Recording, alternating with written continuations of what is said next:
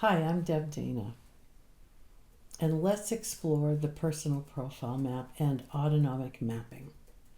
So why do we map? Mapping helps us understand the pathways and the patterns of our nervous system responses. It reduces shame and self-criticism, and that makes room for curiosity and compassion and even self-compassion. Maps create a shared language. They're a way for us to be on the same page with another person. So how do we learn to safely tune in and turn toward? This is the essence of mapping. It begins to help us find ourselves on our maps. Right? Our clients begin to do that. They find themselves on their maps and they begin to see their experience through the lens of their nervous systems. So it becomes their biology instead of their motive. When we're disconnected from our autonomic awareness, our state automatically becomes our story. Take a moment and think about that with the people you work with. When they are not in autonomic awareness, when they don't know what their nervous system is doing, they automatically enter into a story that emerges from that state. So through their maps, clients can engage with their nervous system states and not simply be engaged by them. They can begin to reshape their relationships with their nervous system. When clients can predictably identify their state, their sense of being in the dark and out of control reduces.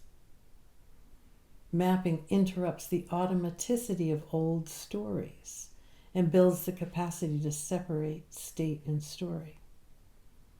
An important distinction, my state and my story. So what are the benefits of doing this personal profile map? The personal profile map is the beginning of the befriending process, and the befriending process is the beginning of coming into autonomic awareness. So this personal profile map answers the important first question, where am I? We can't do anything until we can identify, where am I? What nervous system state have I been taken to? Knowing where we are on our map brings a sense of organization. Right? I can understand more about myself. There's a guide to finding the way back to regulation, and a map is what brings that to us. If you're a clinician, we want you to do your own map first, right? That's the polyvagal informed philosophy. We get to know our own nervous systems first, and then we can bring the work to our clients. So creating your own personal profile map is a step in knowing your nervous system. It also helps you understand some of the challenges of mapping. Mapping can bring challenges to clients. It can be hard to find your way to mapping the state of regulation when it's unfamiliar, when it's a place maybe you haven't visited often or recently. So when we do our own maps, we begin to get to know where are some of the stuck points, where are some of the places that are easy. And then we can use our own maps for examples when we're working with clients. I often use my own map and say, for instance, on my map, this is what I discovered. If you don't feel comfortable with that level of intimacy in an autonomic way, you can say, for instance, here's what I hear from many clients about this place on the map. But having that experience of mapping for yourself is essential to understand so that you can then work with your clients. So this map, the personal profile map, is also a great way to introduce clients to polyvagal theory. Right? It brings the hierarchy alive in a very understandable, user-friendly way. They're using their own experience to get to know these three states. So I tend to map in the very first sessions with a client. So I create the foundation for our work, even if I'm going to do different ways of connecting, if I'm going to use different models of therapy. Polyvagal theory and the nervous system is the foundation that sits underneath all of those other protocols. And so I map in the beginning to create that foundation. So how do we map with each of our clients? And some clients are going to move through creating their personal profile map in an easy sort of flow. They can tune in, they can get the information pretty easily, and they'll complete their personal profile map in a session. Right? For other clients, you might take a session for each section. A session for ventral, a session for sympathetic, a session for dorsal, or you might take several sessions to get to know a particular session. There's no right or wrong way to do this. You have to follow the invitation of your client's nervous system. You have to know, when is your client's nervous system saying, yes, we can stretch a bit more, and when is it saying, no, that's enough for today. When it says no, we need to respect that wisdom and say, great, we'll pick this up again next session. I used to love it when my clients would do their map, and then they'd come back and they'd say, oh, I did my map with my partner, my child, my colleague, my friend, my parent, right? With somebody else, because they were excited to share it. And then many clients would come in and say, oh, could I invite my partner, my child, my colleague, my friend, to come in with me and do their map too? That always felt so lovely for me. Oh, we're bringing the mapping into the wider system that my client lives in. I think that's really important. So how do we map with more than individuals? We've talked about how you do it with individuals. How do you do it with couples? How do you do it with families or groups? Because I do think this autonomic map, the personal profile map, is such a lovely way for every human to get to know their nervous system. And then as we put humans together in combinations, it's a great way to begin to see each other through the map. So with couples can take a step back from the cognitive stories that they have made up, from the stories their brains have created. And they can begin to see each other through their states rather than through those cognitive stories. It's a very different experience when one partner looks at the other and has the cognitive story, right? They never want to stick around to have a deep conversation. Or they always get angry and leave. That's the cognitive story. When we can take a step out of that and move into the story of the nervous system, right? They're too dysregulated to be able to stick around and have a deep conversation. It feels too scary to their nervous system. Or they get angry, they get dysregulated into sympathetic fight and flight, and they have to leave. The flight response takes over. So with couples, I would tend to try and do it together in a session if there felt like there was enough safety to be able to do it together. Sometimes that did not feel possible. You can do it individually and then bring the couple back together to share their maps with each other. With families, again, there's sometimes I will have the adults in the system create their maps first so that they have a sense of how it happens, what they do, and what's happening for them, and then bring the kids in and do it with the kids. Other times it felt like the family system was able to do it all together. Whichever way you do it, you want to have a session where everybody's together and everybody has a chance to share their maps with each other. Right? My families would take their maps home and put them somewhere where everybody could see them and refer to them. Right? Sometimes on the fridge, sometimes on a bulletin board, somewhere where people could go and say, "Oh, Mom, I think you are," and they would point to the state. Or the parents could look and say, "Oh, I think this kid is dysregulated into sympathetic or dorsal." It brings that awareness back again, and we can make a different decision about how we interact. With groups, again, I think if everybody does their map, it gives us a shared language, a shared shorthand, so that we know where everybody is. Right? And the shared shorthand, I think, is really important, because if I've done my map and you've done yours, and I'm having a moment of feeling a lot of that dorsal disconnection, I can simply say to you, feeling a lot of dorsal energy, and you know what that means. Right? I don't have to give you all the details of what's happening. You simply need to know my nervous system state has gone to that place of dysregulation. So why a ladder? Why did I create a ladder map? Right? So for me, as I wanted to bring Steve's brilliant theory and his brilliant predictable hierarchy into clinical application, the ladder was what I landed on, because it illustrates the hierarchy, from the bottom rungs, dorsal, the dorsal roots, right? Like the roots of our system, bottom of the rung, through sympathetic, and then to the large ventral perspective that exists at the top of the ladder. And for me, the ladder is perfect because you move from rung to rung, right? You feel the flavors of a state.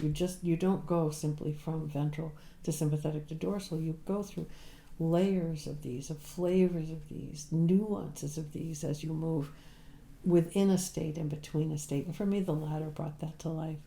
And as I said, before, I think you're always somewhere on the ladder.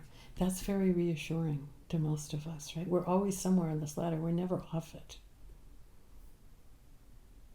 So let's think now about how we create the personal profile map.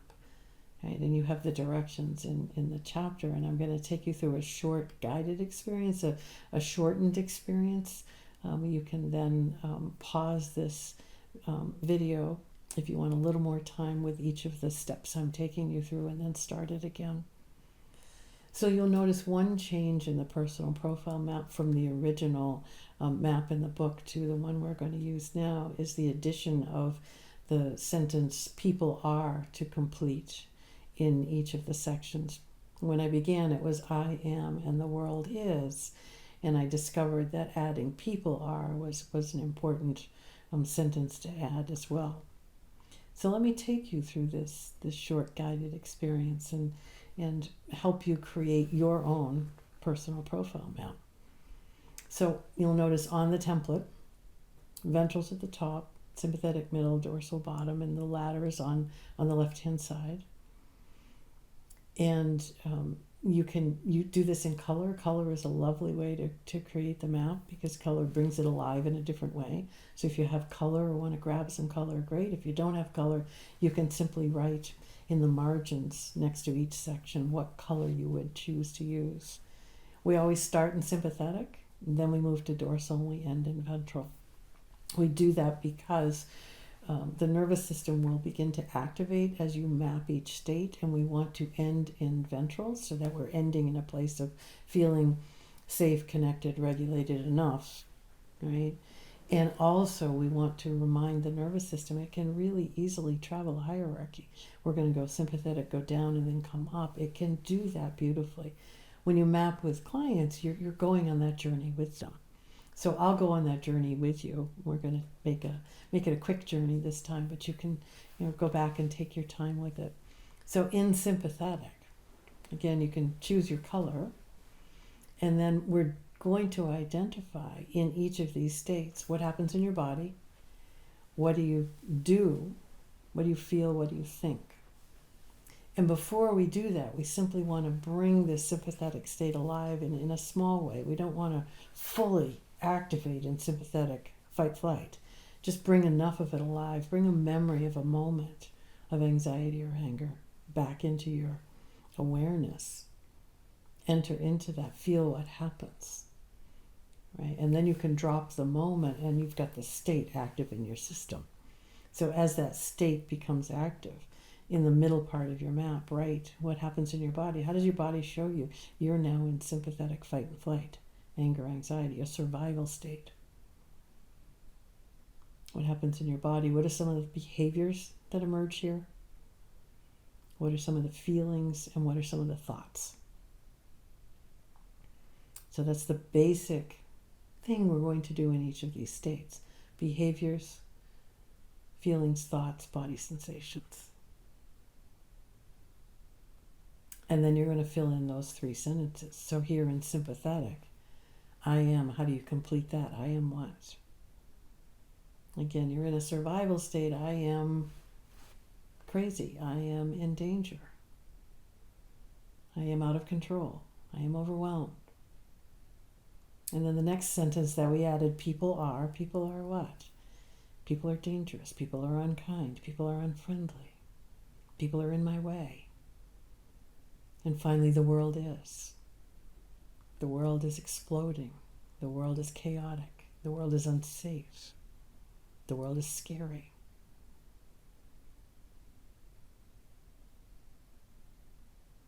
So let's go down to dorsal, and let's do the same thing in dorsal. This is the practice we do in each of these sections. In dorsal, you want to, again, remember a moment when you felt a flavor of that shutdown, collapse, disconnect, numb, disappearing energy, and just a flavor of it. You really want to just dip a toe in dorsal, right? That this map allows us the necessary distance to be with these states but not be hijacked by them. And in dorsal, we want to be careful because it can pull pretty quickly and intensely. So dip a toe in dorsal, and then let's do the same thing we did in sympathetic. What happens in your body? How does your body show you that you've now left sympathetic and you've entered dorsal? And what are some of the behaviors that happen here?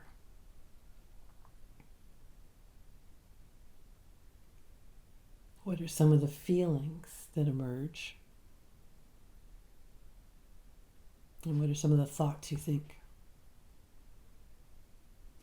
And again, you can take your time with this. We're just going in a sort of quick way through to give you a flavor of what happens.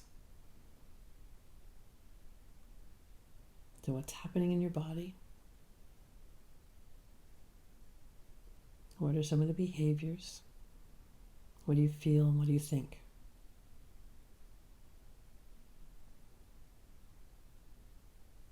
And then again, those three sentences here in dorsal disconnect. I am what? I am lost. I'm alone. I'm floating. I'm untethered. And people are. People are what? People are far, far away. People are out of sight. And the world is.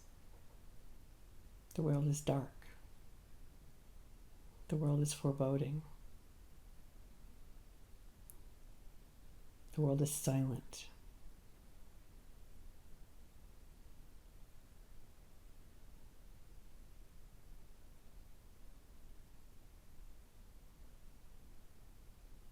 So let's come to ventral now, because again, we want to end in ventral. We're going to find our way to ventral. So as you may notice that you feel some of that sympathetic energy, chaotic energy. When we did that, you may feel in dorsal that you don't have energy. It's drained from your system. We have to bring some back. So just invite your body to move in some way, any way it wants. A gentle movement brings some energy back in and helps us find the way back to ventral. Sometimes it's a stretch. It's a movement that has a bit of a flow. It can be very small and gentle. Maybe you can look at my face and feel my invitation to connection. So find the way to ventral. And again, when you're doing this with a client, you're making that journey with them. Your system is regulated and is helping them find that way back to ventral. So let's go to ventral. And here, rather than dipping a toe the way we did in dorsal, let's let ventral energy fill you. Right? So think of a moment or a micro moment. It's all you need when you felt some of that energy of connection, of safety, of okayness. It doesn't have to be all bliss and zen and everything's wonderful. It simply is, I'm feeling okay enough, safe enough, regulated enough. Right? A critical mass of ventral is active and alive in my system. And let that energy fill you. Begin to write in the top part of your map. What happens here? How does your body show you you've come to ventral? What are some of the behaviors that happen here in ventral regulation? What are some of the feelings and what are some of the thoughts?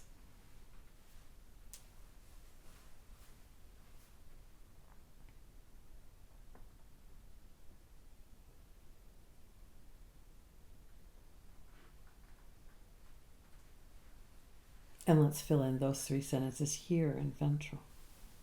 I am what? How do you complete that sentence here from the anchor in ventral? I am okay. I am welcome in the world. I am safe enough to explore. I am curious. And how about people are? People are friendly. People are kind. People are ready to connect.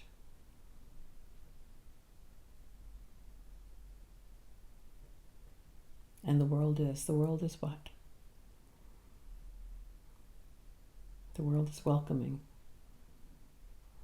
The world is a place to explore. The world is safe enough. So now that we've finished filling in the personal profile map, take a moment and reflect on what you've learned. What did your nervous system tell you?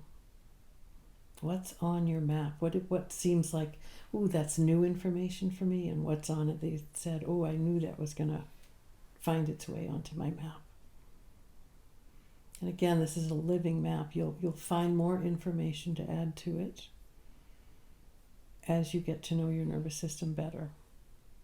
And there's one more thing we're going to do, which is to fill in those 3 rectangular boxes that run down the right-hand side of your map. And those are so that you can name your states in the way you would like to know them. When I first created this map, everybody called them ventral, sympathetic, dorsal. And then a client said, oh, I don't like those. I don't like the way those sound for me. And I thought, well, of course, we need to offer the choice to name your states in the way you want to know them. So in addition to ventral, sympathetic, and dorsal, name your states in the way they would like to be known. So take a moment and fill in those blanks on the right-hand side. The first client that I did this with named his states sunny, stormy, foggy, and I thought, well, that's brilliant, that's perfect. So name yours. So now that you have your map created, the next thing is to use it, right? Stop and notice, where are you on your map? For me, it lives here now, right? I've done my map and I've used it for so long. I can stop at any moment and think, where am I in this moment? And that's the same practice for clients. In the beginning, they would carry their maps around with them, fold them up and carry them around, or post them in their homes so they could rely on them, they could refer to them. And after a while, they became embodied maps. They knew where they were. So as we end our time together, just want to wish you happy mapping and continue to befriend your nervous system.